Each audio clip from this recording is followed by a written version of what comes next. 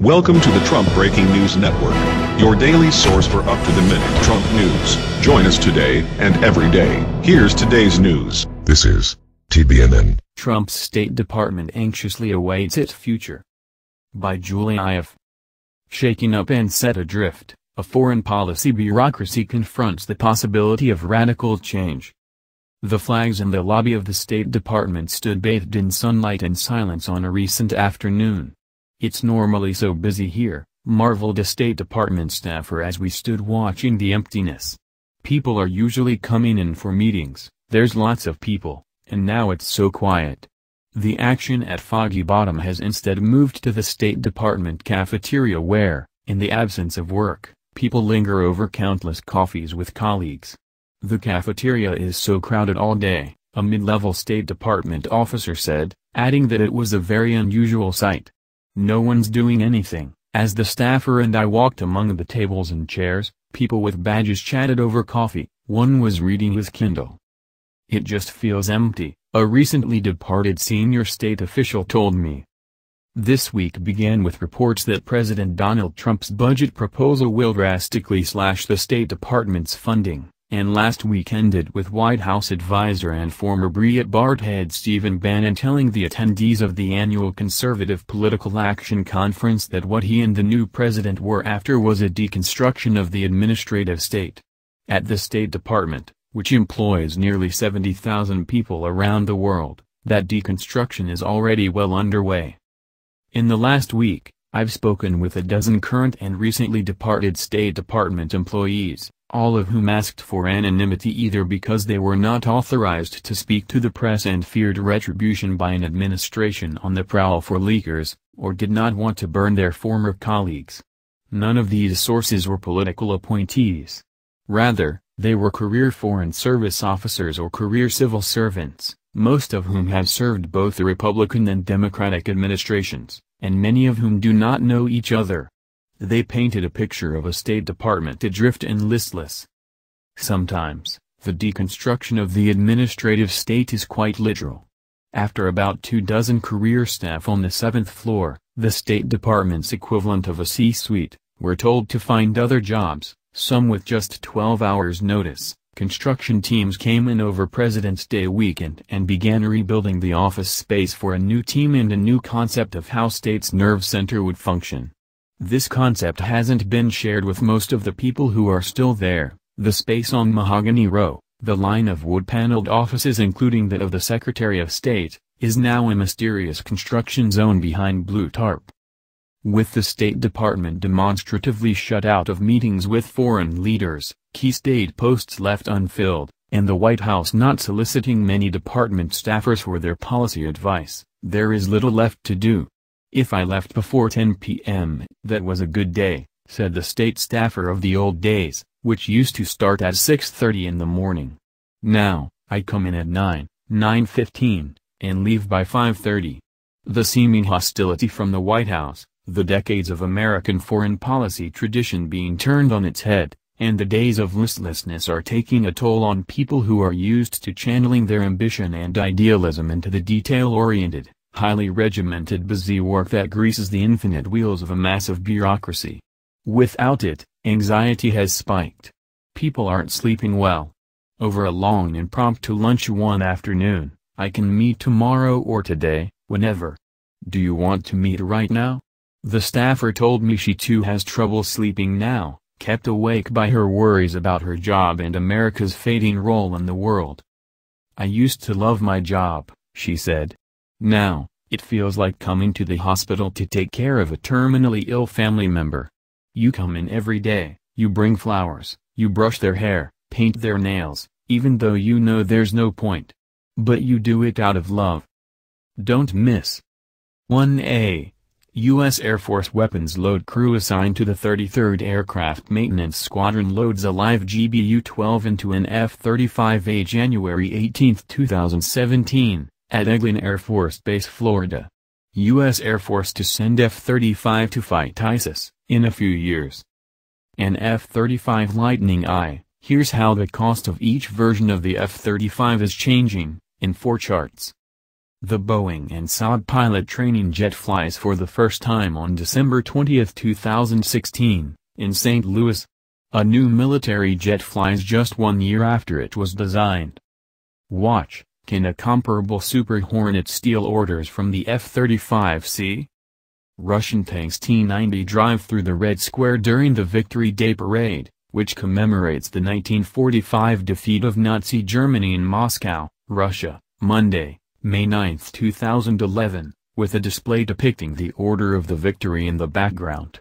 How the Pentagon is preparing for a tank war with Russia.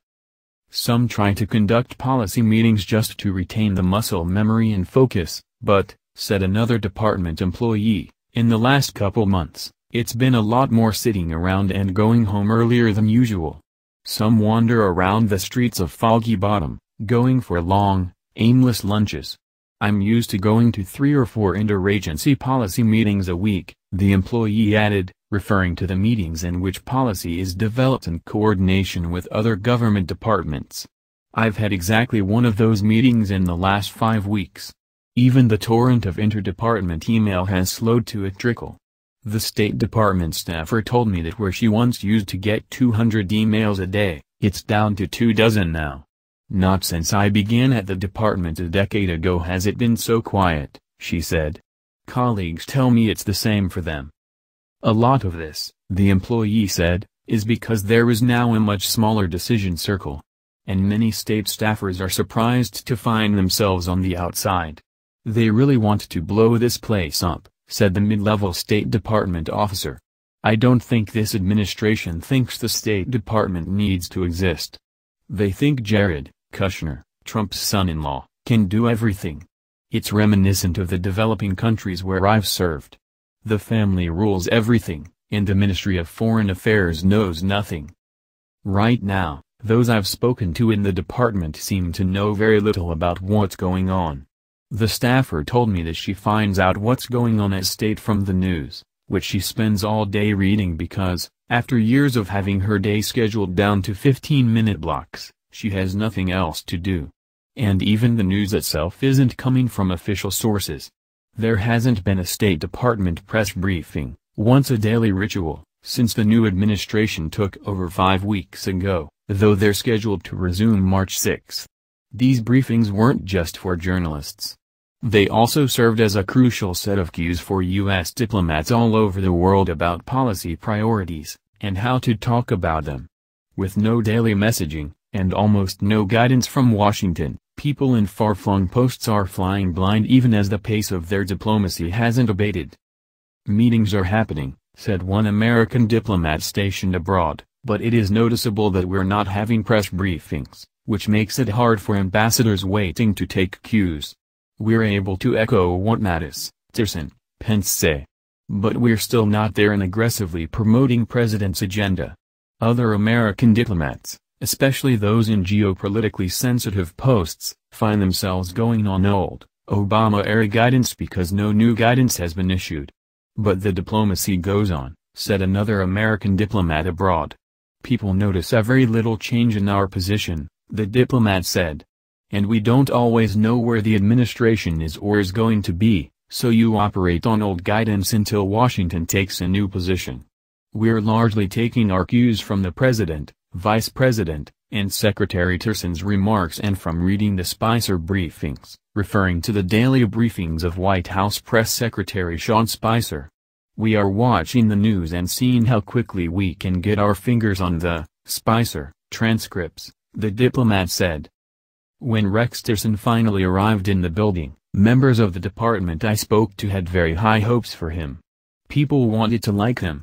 But his remarks to the staff left many cold and confused. He only spoke of reform and accountability, said the State Department staffer. He offered no vision of America and its place in the world.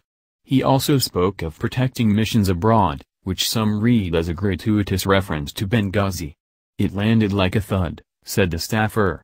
There are all these people whose sole focus is protecting missions abroad. What do you think we've been doing for all these years?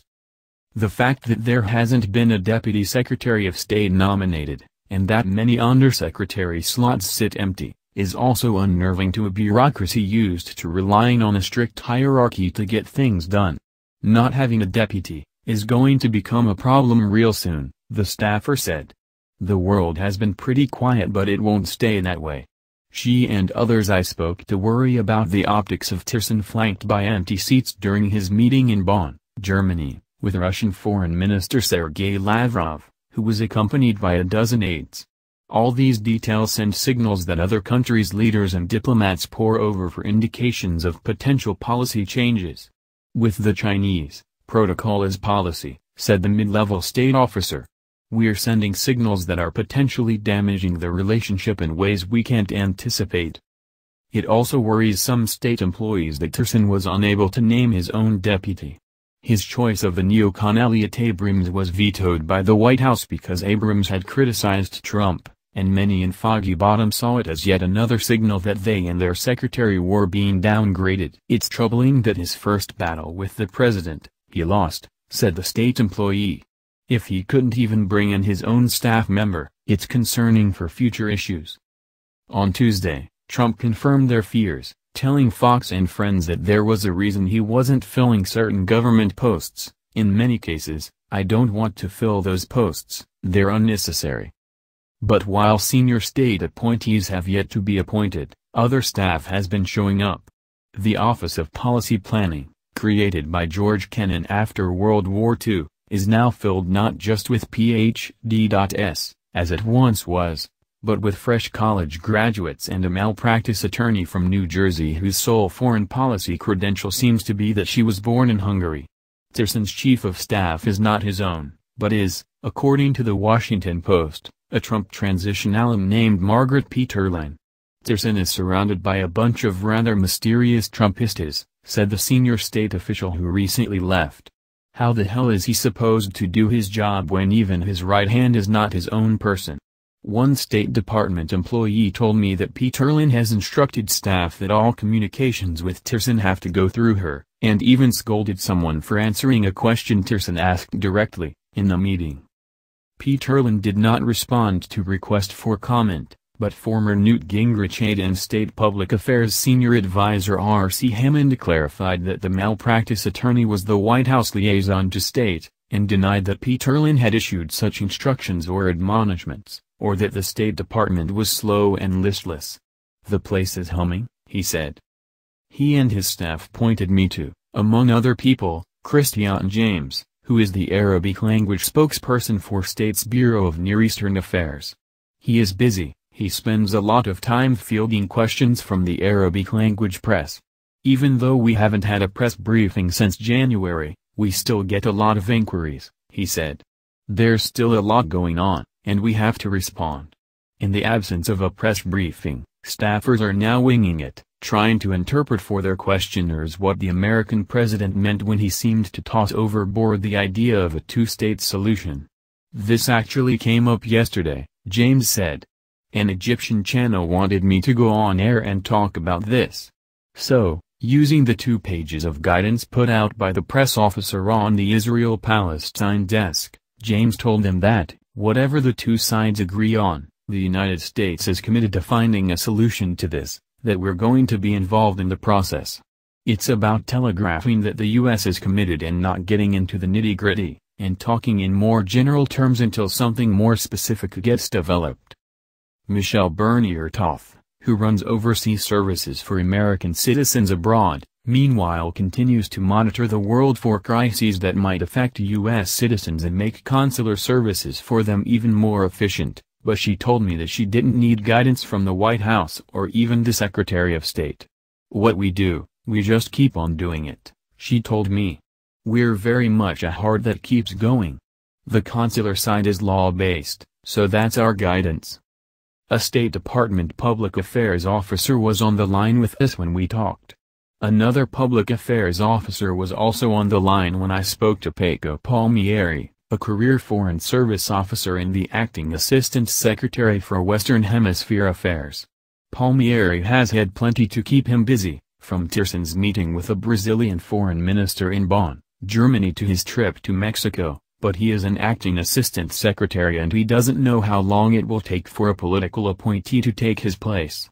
Sometimes as an administration gets started, it takes some time to get a definitive answer, but that just means you work harder to get to it, he told me. Every transition is unique. Then the public affairs officer hustled him off to his next meeting. According to the other people I spoke to, though, Tillerson seems cut off not just from the White House, but from the State Department.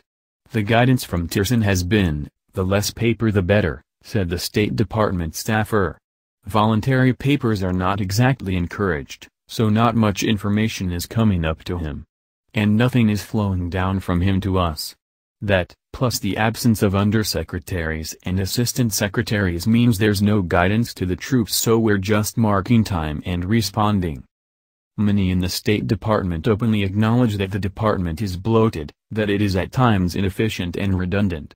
But they don't understand why the culling is being done in such a crass and indiscriminate manner. They didn't talk to anyone, they didn't ask them what they did, they just told them to look for other jobs, said the mid-level officer of the 7th floor dismissals. Nothing will make you a libertarian faster than working in the federal government, said the state staffer. There are inefficiencies, there needs to be reform.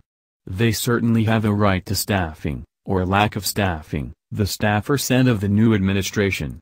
But doing it without an analysis of where the inefficiencies are, the cutting just won't be rational or effective.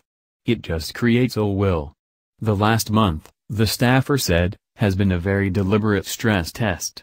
There seems to be no effort to benefit from the knowledge and expertise of people who are here, who just want to help, said the mid-level officer.